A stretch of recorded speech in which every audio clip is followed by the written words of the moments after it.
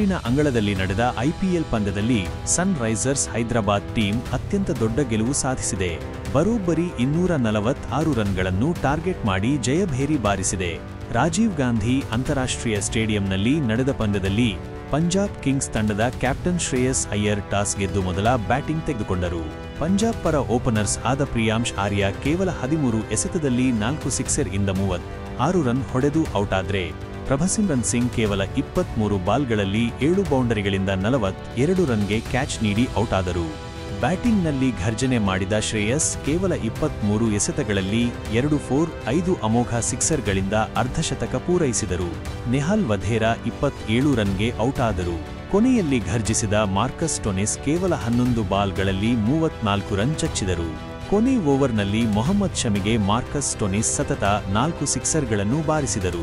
ಇದರಿಂದ ಪಂಜಾಬ್ ಕಿಂಗ್ಸ್ 246 ರನ್ಗಳ ದೊಡ್ಡ ಮೊತ್ತದ ಟಾರ್ಗೆಟ್ ಅನ್ನು ಸೆಟ್ ಮಾಡಿತ್ತು. ಈ ಗುರಿ ಬೆನ್ನು ಹತ್ತಿದ್ದ ಹೈದರಾಬಾದ್ ಆರಂಭದಲ್ಲೇ ಬಿಗ್ ಓಪನಿಂಗ್ ಪಡೆದುಕೊಂಡಿತು. ಅಭಿಷೇಕ್ ಶರ್ಮಾ ಹಾಗೂ ಟ್ರಾವಿಸ್ ಹೆಡ್ ಅವರ ಜೊತೆಯಾಟ 171 ರನ್ವರೆಗೆ ಇತ್ತು. ಈ ವೇಳೆ ಹೆಡ್ 66 ರನ್ಗೆ ಮ್ಯಾಕ್ಸ್ವೆಲ್ಗೆ ಕ್ಯಾಚ್ ಕೊಟ್ಟರು. ಆದರೆ ಸಿಡಿಲಬ್ಬರದ ಬ್ಯಾಟಿಂಗ್ ಮುಂದುವರೆಸಿದ್ದ ಅಭಿಷೇಕ್ ಶರ್ಮಾ 11 ಬೌಂಡರಿ ಹಾಗೂ 6 ಭರ್ಜರಿ ಸಿಕ್ಸರ್ಗಳಿಂದ ಶತಕ ಸಿಡಿಸಿದರು. ಒಟ್ಟು 55 ಎಸೆತ ಎದುರಿಸಿ 14 ಬೌಂಡರಿ, 10 ಆಕಾಶದೆತ್ತರದ ಸಿಕ್ಸರ್ಗಳಿಂದ 141 ರನ್ ಗಳಿಸಿ ಆಡುವಾಗ ಅರ್ಷದೀಪ್ ಸಿಂಗ್ ಬೌಲಿಂಗ್ನಲ್ಲಿ ಔಟ್ ಆದರು.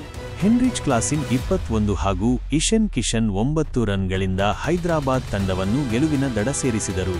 ಇದು ಐಪಿಎಲ್ ಇತಿಹಾಸದಲ್ಲಿ ಅತ್ಯಂತ ದೊಡ್ಡ ಚೇಸಿಂಗ್ ಆಗಿದೆ. ಈವರೆಗೂ 246 ರನ್ಗಳು ಇಷ್ಟೊಂದು ದೊಡ್ಡ ಮಟ್ಟದ ಟಾರ್ಗೆಟ್ ಅನ್ನು ಯಾವ ಟೀಮ್ ಕೂಡ ಮಾಡಿರಲಿಲ್ಲ. ಆದರೆ ಇದೀಗ ಹೈದರಾಬಾದ್ ತಂಡ ಈ ಸಾಧನೆ ಮಾಡಿದೆ.